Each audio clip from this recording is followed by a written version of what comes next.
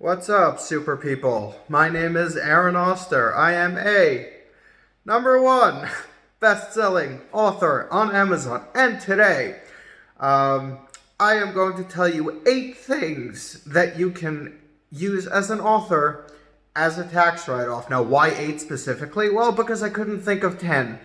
And I didn't want to throw in cheap things like, write off your phone bill or write off your editor fees or stuff like that. In this video, I'm going to be telling you the non-obvious things that you can write off for your taxes. So, if you could just destroy that like button, subscribe, and we'll get right into the video. So before we start, I should tell you that my author thing is set up as an S corporation under the name of GFS Publishing Inc. Now, you should really talk to an accountant to see if it's worth it or not to set up an S corp.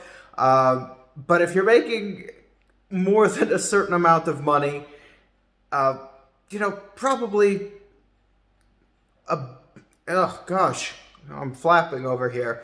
I'm guessing if you're probably making like an extra $25,000 or $30,000 a year just writing your books, you're probably going to want to set up an S corp. This way, you're not paying as self-employed because you're going to be paying a lot more in taxes if you're self-employed. So you should talk to an accountant because I'm not an accountant. So you should definitely talk to one. That's what mine recommended, and that is what I did. So without further ado, let's hop right into the 8 things that you can write off as an author. So here we go. #1, any books that you buy, any audiobooks, your subscription to Kindle Unlimited or Audible, which you can get for 30 days for free if you just click on those links down below and get a free audiobook with Audible because, it's free, so why not? So, yes, that $9.99 a month Kindle Unlimited subscription or any books that you can go out and buy, you can write every single one of those off as a tax write-off because you're a writer, and reading is how a lot of writers get their inspiration, how they get their ideas. And so, I know it's the most obvious, which is why I just led with that one. So, books, audiobooks, subscriptions to places like Kindle Unlimited, those can all be written off against your taxes. #2, video games and consoles. And this goes doubly for anyone in the sci-fi or fantasy genres. You can write off any video games you get, any video game consoles you might buy. There's a new PlayStation and a new Xbox coming out. And if you've been wanting it, but you're not sure if you can afford it or not because it's been a bit of a tough year, you can write that off against your taxes. So right there, gave you an out. If there's a new Assassin's Creed game coming out, I know I'm writing that off. You've been wanting a Nintendo Switch, but you haven't been able to justify the cost. You can write that off against your taxes because, like with books, video games give me a lot of inspiration, a lot of ideas, and that is how I can use that as a tax write-off. So here we are. #3. Streaming services like, here we go, Netflix, Hulu, Disney, or anime streaming services like Funimation or Crunchyroll. You could write those all off against your taxes too because I get a lot of my inspiration from watching anime, from watching movies and TV shows. Also, another subscription service to Spotify or iTunes for music because I like to listen to music when I write. So, another thing you can write off against your taxes right there. If you've got it and you're using it anyway, why not? If you don't have it and you can live without it, no need to sign up to a bunch of different streaming services. But if you've already got it and you're an author, you can write this off against your taxes. All right, moving on to #4 and segueing in from the last one, going out to watch a movie. Now, before the whole everything hit, I loved going to movies. Movies were just about the only time I'd leave. And going out to movies is always different than just sitting at home and watching something there. It is a bit more expensive, but if you've got an AMC stub subscription, it's like $15 for the year. You can go get tickets on Tuesday nights for $6 versus like 14 or 15. At least that's what it cost me back when I was in New York. There's no AMC here now, which is very sad. Also, I don't like going out because I'm terrified of catching the thing.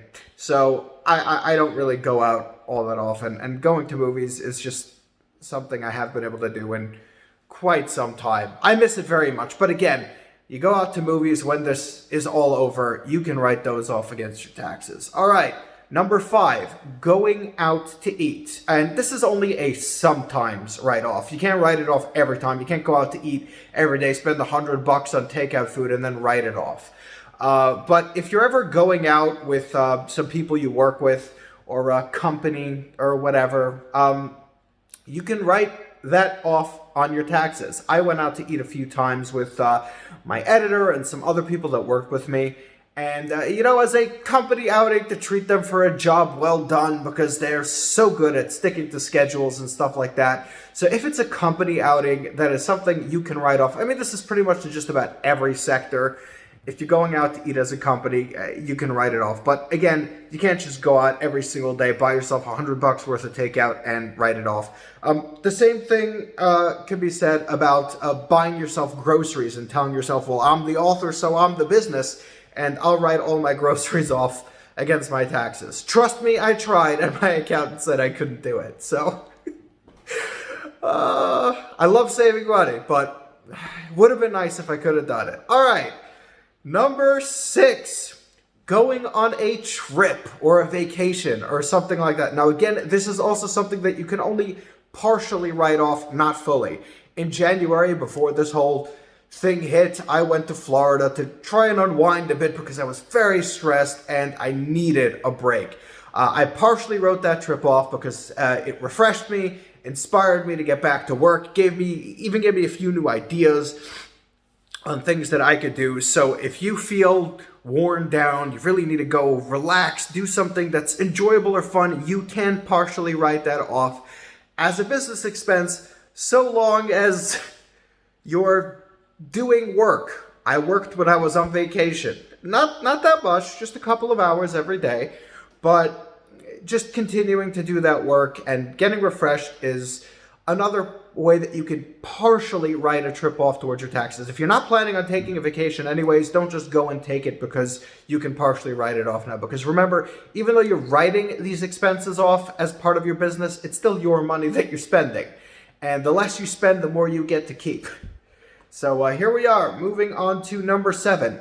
Any furniture or equipment that will help you with writing. For example, if you need a desk, you want to get yourself a nice cushy gaming chair, or you want to get yourself a laptop, but you can't justify the extra $500 for that extra power because you want to game on it too. Well, that can either be fully or partially written off as a business expense. For example, you need to get yourself a new pair of headphones because your old ones are dying and the music quality isn't as great. I'm not saying that these are. These headphones are absolutely amazing, and I cannot recommend them enough. But that aside, you can write off a lot of these, things that you don't think you can. Like I said, you want to get a more expensive laptop, you need to get a desk, you need to get a more comfy chair because you sit a lot, and I know that I've had my fair share of back problems.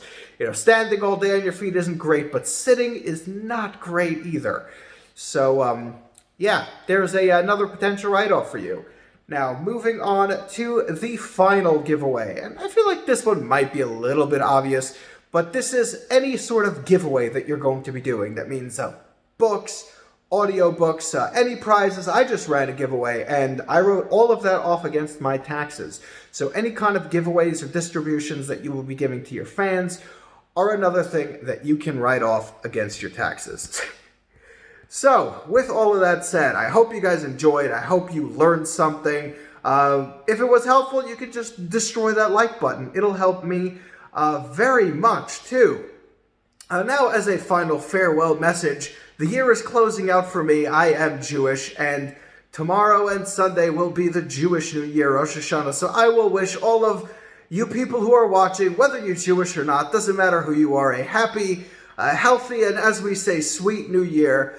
All the good stuff should be happening for you guys. And the next time I'm going to be seeing you will be in the Jewish New Year of, gosh, I don't even know which year it is. I'm bad. I should know this, but I don't. So if you guys want to grab yourself free audiobook, 30 days of Kindle Unlimited, you can do so using the links down below. Also, if you want a new cover, you've been looking for a cover artist, Mibble Art will be giving you 15% off or adding $15 of value to your cover when you order using the link down below and tell them I recommended you. You can check out all of my other stuff down below. I won't be uploading this coming Sunday because the holiday. So have an awesome weekend. Keep being super, and I will see you all in the new year. For me.